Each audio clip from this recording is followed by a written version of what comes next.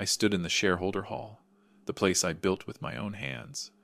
My son Ethan stood at the head of the long oak table, looking at me with a cold, steady face I barely recognized. "Dad, you're relieved of all duties. Security will escort you out." People whispered. Some looked away. I walked out in silence, but inside something sharper than humiliation began to rise. Before I continue, thank you for being here. Please subscribe and let me know where you are listening from. Stay with me until the end, because this story goes much deeper than a son turning on his father. Now, let me take you back to where it all began.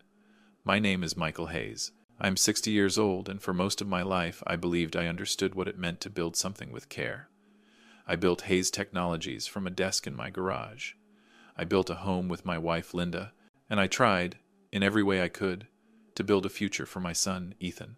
After that moment in the shareholder hall, after hearing my own child remove me from the company I created, I kept walking. I went straight to my car and sat there for a long time, breathing slowly, waiting for the sting to fade. But it did not fade. It settled inside me like a quiet weight. And as I sat there, the memories began to rise. Memories of how all of this began long before that meeting. So let me take you back. I grew up in a small neighborhood where no one had much money, and the only thing people shared freely was advice. My father used to tell me, if you ever build something, build it in a way that outlives you. Those words stayed with me. Hayes Technologies started as a tiny software idea, a hope more than a plan. I worked late nights, early mornings, and long weekends. Linda would bring me coffee, kiss my head, and tell me to rest. I rarely listened, and she rarely complained. Linda was the heart of our family. She was warm, patient, and gentle in a way that made the world feel steady. When Ethan was born, she became the soft bridge between me and the boy who would one day become my greatest pride and my deepest wound. Ethan grew up with everything I never had: a safe home, a good school, opportunities waiting at every corner. He was bright, curious, and full of ideas. But he always looked at me as if he was trying to measure himself against something he could not touch. He wanted to prove that he could stand on his own without my shadow over him. I never wanted him to feel that way. But ambition has a strange way of filling the spaces where love should be. As he grew older, Ethan became sharper, more driven. He graduated, came into the company, and rose fast. And I was proud of him, truly proud. But I also saw a certain hunger in him, a hunger for approval, for control, for recognition. I tried to guide him gently, slowly, hoping he would learn the difference between power and purpose. Then came Ava. She stepped into his life with calm confidence. She was observant, polite, and always carried a sense of quiet calculation. From the first moment I met her, I felt something I could not name. Linda would have known right away. She had a gift for sensing people. But Linda passed years ago, and without her I sometimes missed the things she would have seen. Ava always stood close to Ethan, listening, watching, whispering small thoughts into his ear. She made him feel stronger, more certain, and for a while I thought that was a blessing. My son had someone who believed in him, someone who pushed him, someone who made him feel like he could handle the future I had been preparing for him. So after more than 3 decades, after fighting through setbacks and struggles, after climbing to the top and nearly losing everything more than once, I decided it was time to step back. I wanted to give Ethan the chance to lead. I wanted him to feel trusted, to feel ready, to know I believed in him. I handed him the CEO title with a quiet heart and a hopeful mind. I told him, "This is yours now. I want you to grow it in your own way." He hugged me. He said he was grateful. He said he would make me proud. For a short while, life felt peaceful. I switched to an advisory role. I spent mornings walking near the lake, letting the cool wind touch my face the way Linda used to. I spent afternoons reviewing small reports, keeping a light hand on the company. The tension in my shoulders eased for the first time in years. But peace has a way of hiding cracks, and those cracks began to show sooner than I expected. It started with small things, tone distance, tiny shifts that I brushed aside. I told myself, he is adjusting, he is learning. I wanted to trust that everything was fine. I wanted to believe the path I opened for him would stay smooth. But the truth is, the storm had already begun. I just had not felt the wind yet, and the first sign came a week later, with a simple sentence that carried more weight than Ethan realized. Now, let me tell you about the moment I first saw my son changing. It happened quietly, almost too quietly.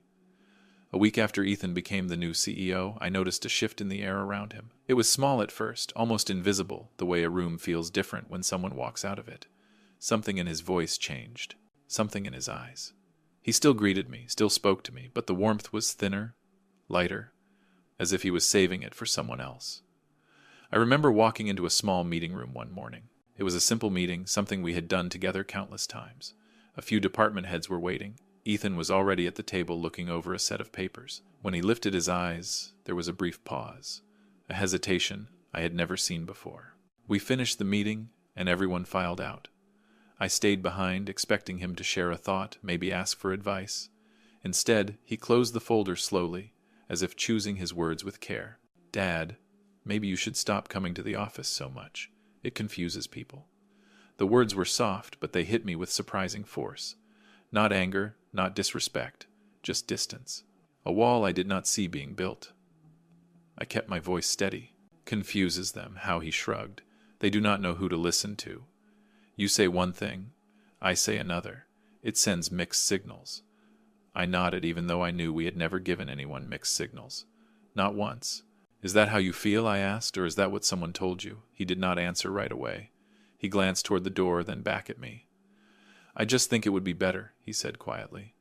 For everyone, there was something rehearsed in the way he said it, something that did not belong to him. I did not argue. I did not defend myself. I simply placed a hand on the back of a chair, steadying my breath.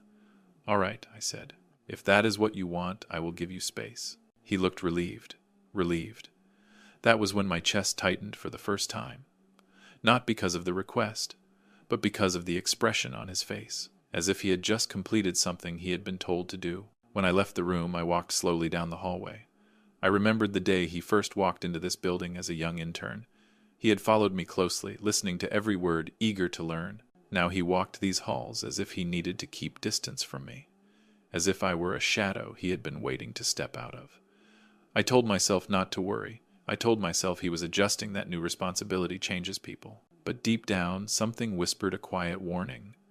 It was the first spark, the first small shift that hinted at something larger, something I could not yet see. I did not know it then, but it was the moment my son began to slip away from me, and the path ahead would only grow darker. The days that followed moved slowly, almost too slowly.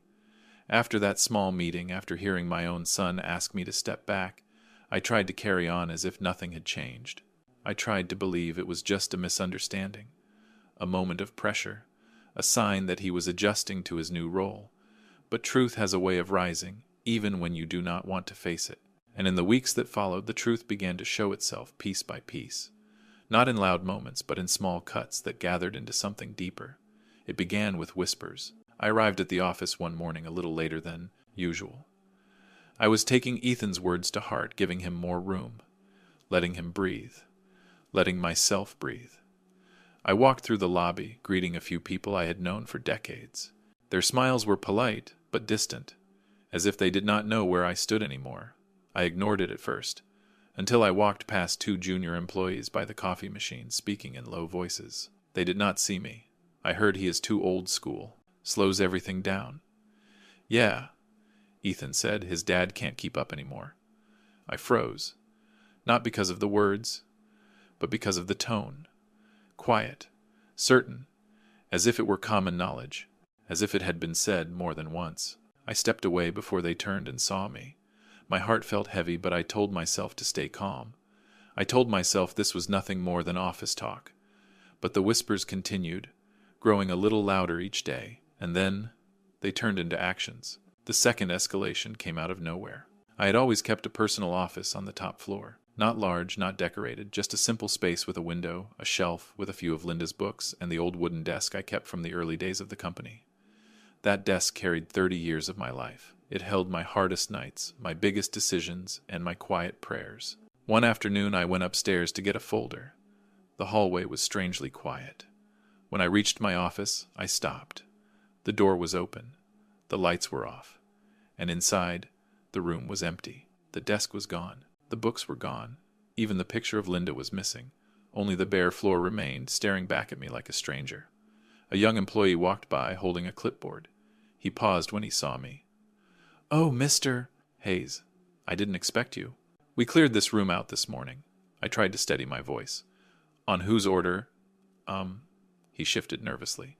"Ethan said you approved it." I said nothing, because I knew I had never approved a thing. He walked away quickly as if afraid to linger. I stepped inside the empty room and stood in the silence. The walls seemed taller without the shelves. The air felt cold, and for the first time I felt erased. Not forgotten, erased. I closed the door gently and walked back down the hallway with slow steps, feeling as if the ground beneath me had tilted. Something was happening behind my back. Something calculated. Something designed to push me out without pushing me openly. And the question that sat in my mind was simple. Who was guiding my son? The answer began to show itself in small, quiet moments. Escalation number 3 came in the form of decisions. Sudden ones. Reckless ones. Ethan started approving new partnerships with people I had never met. Signing deals that made no strategic sense. Spending money where the company did not need to spend. Cutting budgets that needed stability. I watched from a distance, saying nothing, trying not to interfere. But inside, I felt the weight growing heavier. One morning, one of the oldest executives in the company, a man named Robert, walked into my small advisory office with a troubled face. I had known him since his first day. He had been loyal through every storm. "Michael," he said quietly, closing the door behind him, "I need to tell you something." He sat down slowly, lowering his voice even more. "Your son is not acting like himself. Someone is directing him." I looked at him, my chest tightening. "Who?" He shook his head. "I do not know. But he listens too closely to someone. Every major change, every questionable decision, starts after a private conversation. He shuts everyone out after that. He does not listen." I leaned back in my chair, feeling something sharp rise inside me. Robert sighed. "He still respects you. I can see that. But he is being guided, Michael, influenced. And whoever it is, they do not have the company's best interest in mind." I thought of Ava. Her quiet presence, her timing, her watchful eyes. I had no proof, but doubt was already sitting in the room with us. The 4th escalation came at home, late in the evening. Ethan visited me one night unannounced. He sat on the couch across from me, his hands clasped, his shoulders stiff. Something weighed on him, something heavy. After a long silence, he said, "Dad, the board thinks you should stay home." I looked at him steadily. "Stay home? For what reason?" He avoided my eye. "They think it is time for a full transition. They think your presence confuses the team." I let the silence settle for a moment. Then I asked softly, "Is that the board? Or is that you?" He hesitated, his jaw tightened, his eyes shifted to the side, and he did not answer. The room stayed quiet for a long time. I watched him stare at the floor, unable to look at me. And in that silence, something inside me cracked. Not loudly, not dramatically, just a slow, painful shift, like a branch bending under too much weight. He left soon after, saying nothing more. When the door closed, I leaned back and closed my eyes, trying to catch my breath. The house felt too still without Linda. She would have known what to do. She would have touched my hand and said something calm, something wise. But she was gone, and I was alone with a truth I did not want to face. My son was slipping farther away, and someone else was holding the rope. And then came the breaking point, the moment that changed everything, the shareholder meeting. It was a bright morning, but the sky felt heavy. I walked into the hall out of habit, out of respect, out of hope that maybe I still belonged there. The long oak table was polished, the chairs arranged, the screens glowing with the company logo. People greeted me with uneasy smiles. Some avoided my eyes. Some whispered. Ethan stood at the head of the table wearing a perfectly fitted suit, his expression calm, too calm. Ava stood behind him slightly to the side, her hand resting lightly on his shoulder as she spoke softly into his ear. When the meeting began, I sat quietly listening. The presentations were short, the updates were rushed, and then Ethan cleared his throat and lifted a small folder. "I have an announcement," he said, his voice steady. Something in me tightened. He looked at me for a brief moment, then away. "As of today," he continued, "my father will be removed from all operational roles within Hayes Technologies." There was a gasp, a shuffle of papers. Someone whispered my name. Ethan kept going. "This is to ensure a clear transition, a modern approach, a new direction. Effective immediately," He will not participate in any internal activities. The words fell like stones. My chest felt hollow, not because he removed me, but because of how easily he said it. He closed the folder. Security will escort you out. For a moment the room went silent, completely still. I stood slowly, keeping my breath steady. I did not look at anyone. I did not speak. I walked toward the door as people lowered their eyes. And as I stepped outside, as the door closed behind me, something inside me shifted from pain to clarity. Someone had pushed my son into this. Someone had whispered in his ear long enough for him to believe this was the only way forward. I felt my hands steady, my steps slow, my breath ease. Because at that moment, I knew one thing with absolute certainty. Whoever wanted me out had just opened a door they should never have touched. And soon, they would learn what it meant to underestimate a man who built everything with his own hands. I left the shareholder hall with quiet steps, but the calm I showed on the outside was nothing like what I felt inside. There was no anger in me, no rush of emotions, just an empty kind of stillness, the kind that appears right before the truth begins to surface. That night I sat alone in my living room, the lights dim, the sound of the clock moving in slow, even beats. I kept replaying the moment Ethan looked at me and told security to escort me out. His voice had been steady, his expression controlled, but underneath, I had seen fear. Not fear of me, fear of something else. And when someone acts out of fear, it means someone is pulling strings behind them. I did not have to wait long for the truth to come. 3 days after the meeting, just as I was finishing a quiet breakfast, my doorbell rang. When I opened the door, I found Mark standing there. He looked worn, tired, older than I remembered. Mark had served as my CFO for many years. He was sharp, loyal, and calm under pressure. He had been fired by Ethan not long after the transition. The explanation he received at the time had been vague. Restructuring, new vision, words that meant nothing. But seeing him at my door, I knew this was not a social visit. "Michael," he said softly. "Do you have a moment?" I nodded and stepped aside. He walked in slowly, holding a small black USB drive in his hand. When we sat down, he kept his eyes on it, turning it between his fingers. "I should have come sooner," he whispered, but I needed time to understand what I found. I stayed quiet, letting him speak at his own pace. When Ethan fired me, he said I still had access to a few internal folders. They weren't protected yet. I looked through them because something felt wrong, very wrong. He placed the USB on the table between us. "What's on that?" I asked quietly. He exhaled. "Documents, emails, conversations, things you need to see." For a moment, neither of us moved. Then I reached for the USB and held it gently. "Tell me," I said, my voice steady. Mark looked at me with a sadness I had not seen in years. "It wasn't Ethan's idea to remove you," he said. "He was pushed. Hard." My chest tightened, though I tried not to show it. He continued. "There's an investor involved. You know him. Or at least, you know of him. Victor Hale." I closed my eyes briefly. When I heard the name, Victor was known for one thing, taking companies apart from the inside and reshaping them into something unrecognizable. Ruthless, strategic, cold. The kind of man who saw people as pieces on a board. I had denied him an investment in the company many years ago. I did not trust him. And now it seemed he had found another way in. Mark leaned forward. "The emails show that Victor has been contacting Ethan directly, guiding him, promising him things. What things, I asked, even though I already feared the answer. "Full control," Mark said. "Recognition, independence from you, a chance to prove himself." Victor told him that you were holding the company back, and that the only way forward was without you. A long silence settled between us. But that was not the worst part. Mark reached into his jacket and pulled out a single printed sheet. He handed it to me. At the top was the subject line, "Meeting arranged, final confirmation." And below that, I saw Ava's name, her email, her signature. She was the one who scheduled the first private dinner between Ethan and Victor. My hands stilled, my breath slowed. I read the final email at the bottom of the page. It was short, direct, and devastating. "Once your father is gone, we proceed with restructuring. He won't see it coming." For a moment, the room around me went quiet. Not the peaceful kind of quiet, but the kind that arrives when everything you believed in begins to shift. Ethan had not woken up one morning and decided to betray me. He had not stood in that hall because he wanted to.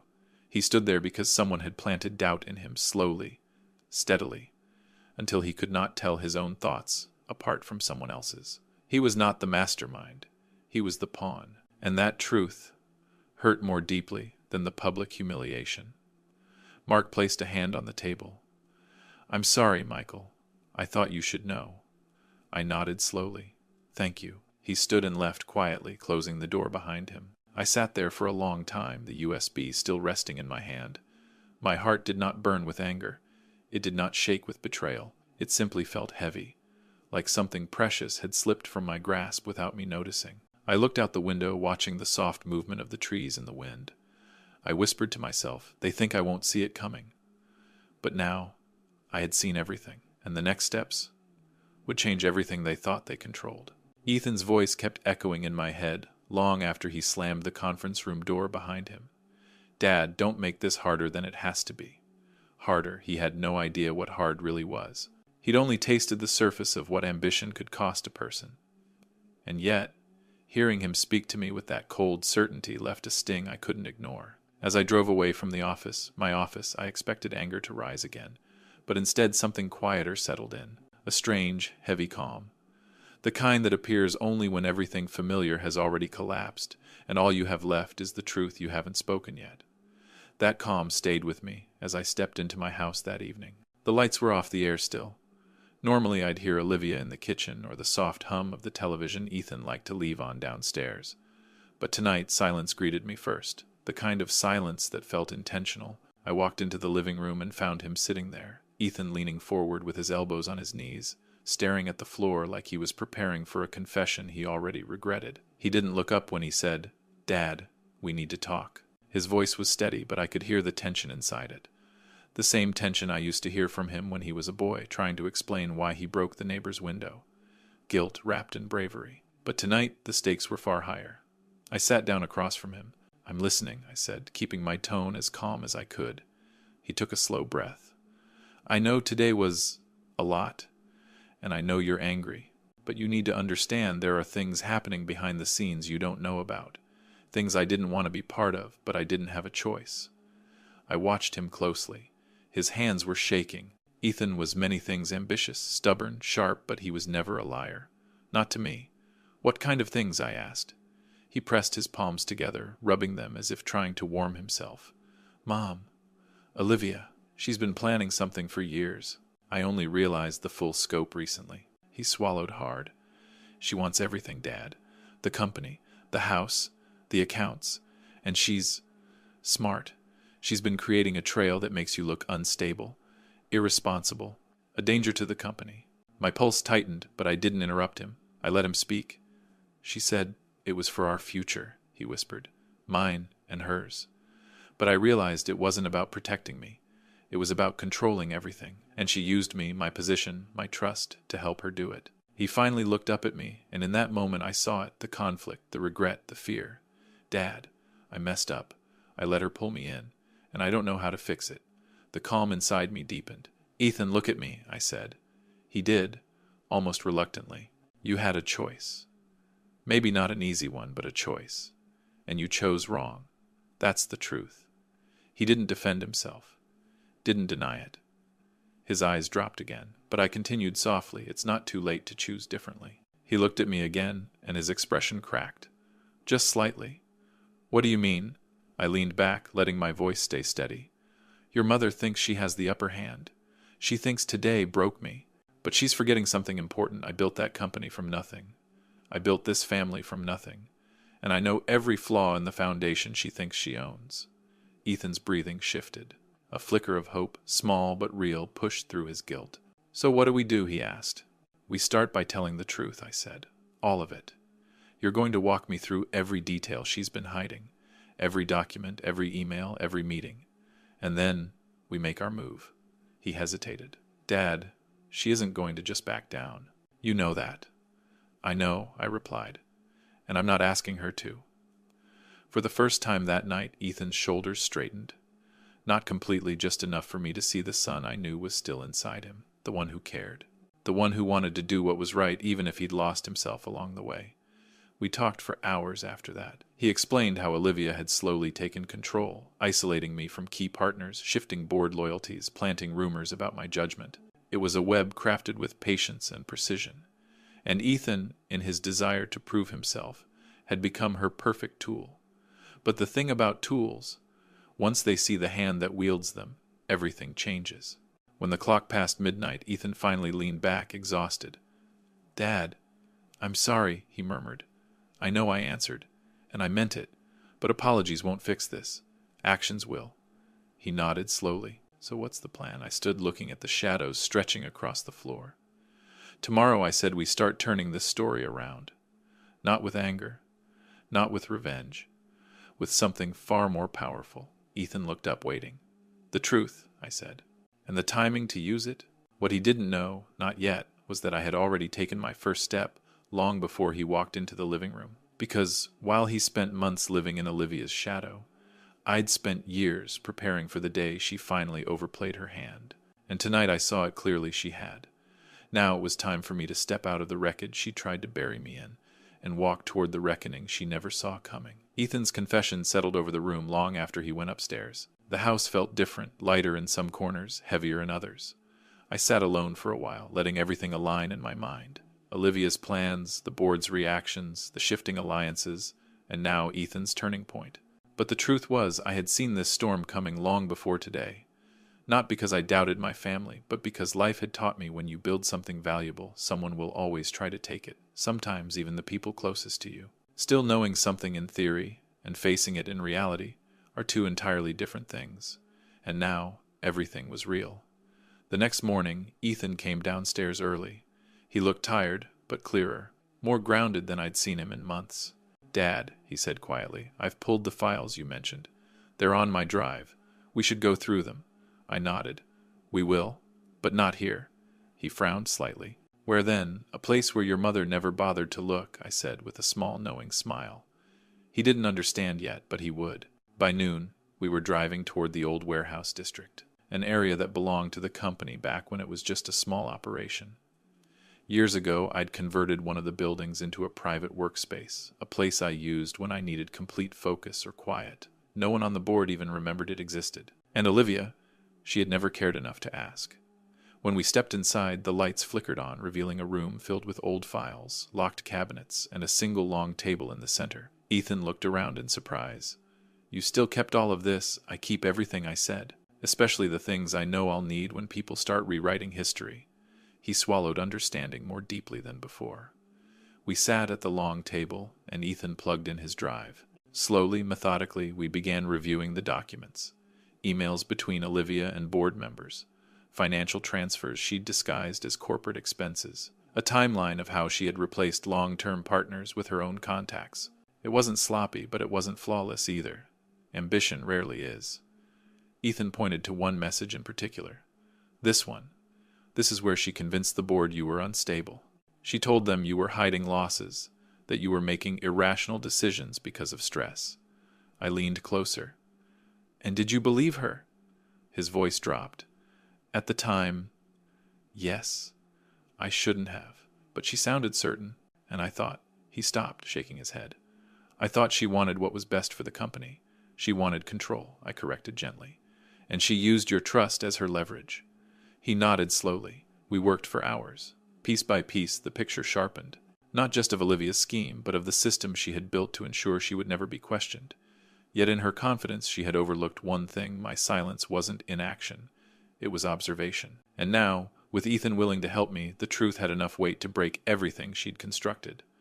As the afternoon sun slanted through the dusty window, Ethan suddenly froze. "Dad," he whispered, opening a folder he hadn't touched yet. "You need to see this." He slid the document toward me. It was a contract, one that transferred voting rights from my shares to Olivia under the condition that I was declared temporarily unfit to oversee operations. My signature was on it, except it wasn't. The handwriting was an imitation, a good one. But I knew my own signature better than anyone. Ethan's voice trembled. "She forged it. She actually, Dad, this could hold up in court if the board backs her." I looked at the signature quietly. "She didn't forge it herself." He stared. "What do you mean? Your mother's smart, but she's not reckless." She wouldn't leave herself exposed to a felony charge unless she trusted the person doing the job. Ethan's face paled as realization hit. Someone on the board, he exhaled shakily. Or someone in legal. Exactly. The room felt colder suddenly. But that clarity I'd found last night returned. Deep, steady, unwavering. Ethan pressed his hands against his forehead. Dad, I can't believe I helped her. I can't believe I let this get this far.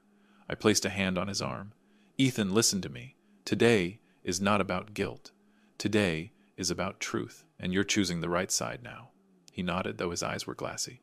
I stood and walked to one of the cabinets, unlocking it. Inside were files I had kept for years, records, backups, signed contracts, timestamps, old agreements, proof of my company's foundation, proof of my decisions, proof of my competence, a lifetime of evidence. I placed a thick folder on the table. This, I said quietly, is what she never expected me to still have. Ethan lifted it carefully, almost reverently. What is it? Everything she tried to erase. Every original contract. Every audited report. Every signature I ever made, confirmed and authenticated. All time-stamped, all notarized, all backed up. He opened the folder, scanning quickly. This could destroy her whole narrative. Yes, I said. And that's only part of it. He looked up. There's more, I nodded. She built her strategy on the assumption that I was unaware. But I wasn't. I just didn't want to believe that someone in my own home could be plotting this deeply. I paused, choosing my next words carefully. But there comes a moment when a man stops mourning what he thought his family was, and starts protecting what his family should have been. Ethan's expression tightened, not with guilt this time, but with resolve. So what's our next step? He asked. We prepare, I said. Because by the time we walk into that boardroom again, we're not going in as victims. We're going in with facts. And when facts speak, lies collapse. He breathed in slowly. Dad, she's not going to take this quietly. No, I said with a faint smile. She won't. Olivia has spent too long believing she's untouchable. She's forgotten something important. What's that? I met his eyes. That the truth may be slow, but it's never weak. Ethan sat back, absorbing every word, and I could see the shift happening inside him. Doubt was fading. Clarity was taking its place. For the first time in months, he looked like my son again, not the man shaped by Olivia's ambitions, but the boy who once believed I could fix anything. And now, in a quiet warehouse, filled with old papers and new consequences, he finally understood that I wasn't the one who needed saving. We both did. And we were going to start by saving the truth. By the time we locked the warehouse and stepped back into the fading daylight, something in Ethan's posture had changed. The guilt was still there, but now it shared space with determination, a quiet strength, the kind that appears only when a person finally chooses a side and understands the weight of that choice. On the drive home, neither of us spoke much. The wind pressed against the car windows, the sky slowly dimming, as if the world outside understood the shift happening between us. When we pulled into the driveway, Ethan stayed seated for a moment, staring ahead. Dad, he said softly, what happens when Mom realizes I'm not helping her anymore? She will, I replied, and she won't like it, but she won't expect what comes next. He nodded, but I saw the worry in his eyes. Not fear of her, but fear of confrontation, fear born from years of being caught between two worlds he thought he had to choose from. Inside the house, the lights were on. Olivia was home. I felt Ethan tense beside me as we stepped into the foyer. She stood at the bottom of the staircase, arms crossed, gaze sharp enough to cut glass. Her smile was thin, practiced the kind she used when she wanted control without raising her voice. There you two are, she said calmly. I was starting to wonder. Ethan swallowed. We needed to go over some things. Oh, her eyes flicked to me then, back to him. Work things. Before he could answer, I stepped forward. Yes. Company matters. Things Ethan needed clarity on. Her gaze locked onto mine, a silent challenge. She wasn't used to hearing directness from me. Not lately. I could almost see the shift behind her eyes, calculating, measuring, adjusting. Well, she said with a slow exhale, I'm glad he's finally taking things seriously. The words were subtle, but the meaning wasn't. She was reminding Ethan of which side she expected him to stand on. For a moment he hesitated. Just a heartbeat. But then he surprised us both. I am, he said, but I'm doing it with Dad. Olivia's smile faltered barely, but enough for me to notice. With your father, she repeated, as if the idea itself were absurd. Yes, Ethan said, straighter than before. We're handling things together. The air tightened between the three of us. Olivia studied him with narrowed eyes, then shifted her gaze to me, her expression sharpening like a blade. "Well," she said, finally, "I hope the two of you know what you're doing." "We do," I replied, keeping my voice level, "and we're far from finished." For the first time that evening, she blinked. A break in her composure. A tell. Without another word, she turned and walked up the stairs, each step measured but stiff. The moment she disappeared around the corner, Ethan let out a breath he'd been holding. "She knows," he whispered. "Yes," I said, "and that's fine." He looked at me uncertainly. "Are you sure?" "Absolutely," I said, "because now she'll move faster. She'll expose her next steps, and when people rush, they make mistakes." We walked into the living room, the house quieter than before. Ethan sank onto the couch, running a hand through his hair. "Dad, she's not stupid. She's going to fight." "She will," I said, "but she's fighting the wrong battle." He frowned. "What do you mean?" I sat down across from him. "Olivia thinks this is about control, power, reputation. She believes she can win by cornering me." I leaned forward. "But she forgets something important. I don't need to corner her. I just need to let the truth breathe." Ethan nodded slowly, absorbing the weight of it. The house creaked softly as the night settled around us. Upstairs, I could hear Olivia pacing a controlled rhythm, but heavier than usual. She was thinking, planning, rearranging her next steps. Exactly as I expected. Ethan exhaled. "Dad, what happens tomorrow?" I looked at him. The calm inside me, firm and steady. "Tomorrow," I said, "we stop playing defense. We bring everything into the light." And for the first time since this began, the path forward felt clear. The next morning was quiet. The kind of quiet that follows a long storm. Ethan arrived early at the office, wearing a simple suit, nothing like the sharp, expensive ones Olivia used to pick for him. His steps were steady. His shoulders were straight. There was a calm acceptance in the way he carried himself, as if he finally understood the weight of starting again. I walked in a little later, not as a returning leader, but as someone ready to rebuild. When the elevator doors opened, familiar faces turned toward me. Some smiled softly. Some looked relieved. Others looked unsure. I did not blame them. They had watched a family break in real time. But I also saw something else in their eyes, trust. Quiet trust, the kind that grows only after truth comes to the surface. I did not return as CEO. I made that choice. The company needed someone younger, someone with new energy, but not someone blinded by ambition. And Ethan, he needed space to learn, not from a throne, but from the ground where real understanding begins. I resumed an advisory position. No grand title, no spotlight. Just enough presence to steady the company, guide the culture back to its roots, and protect the people who had stood by me for so many years. Ethan worked in a smaller office down the hall. No assistant, no luxury, no shortcuts. He handled operations reports, troubleshooting issues, learning details he had once skimmed over. He stayed late. He listened more. He wrote questions down, not to impress anyone, but because he wanted to understand. Sometimes I walked past his door and saw him sitting alone reading policies line by line. Other times he came to my office, quiet and humble. "Dad, can you help me understand this part?" "Of course," I'd say. "Sit down," and we would go through it together. These moments were slow, steady steps, tiny pieces of trust being rebuilt. Olivia did not return to the company. Her reputation faded fast after the truth came out. She tried to deny it at first, but the evidence was clear. The investors distanced themselves. Her social circle went silent. Eventually, she left the city to stay with her mother for a while. Ethan did not follow her. He needed distance. He needed clarity. And maybe for the first time, he needed to stand on his own. The company slowly healed. People talked more openly. Departments worked together again. Meetings felt lighter, focused. I stayed in the background, guiding when asked, observing when not. It was a different kind of leadership. Quieter, but more meaningful. One evening, after most employees had gone home, Ethan stood at my office door. He looked tired, but not defeated, just human. "Dad," he said quietly, "thank you for not giving up on me." I closed the file I was reviewing and leaned back. "I never wanted to see you fall," I said. "I only wanted you to see where the path you chose was leading." He nodded, eyes lowered. "I thought power would make me someone." He paused. "But it nearly destroyed me." I shook my head gently. "Ambition isn't the problem," I said. "It's the lack of character behind it. When ambition stands alone, It consumes everything. He absorbed that in silence.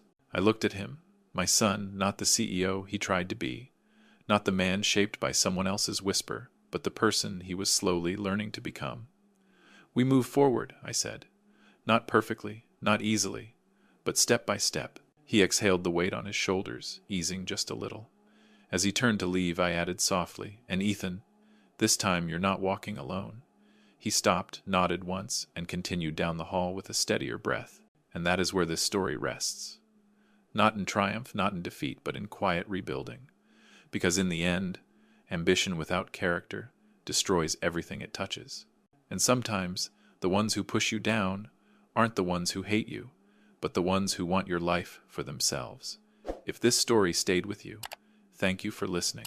Please subscribe, share your thoughts, and stay with me for the next chapter.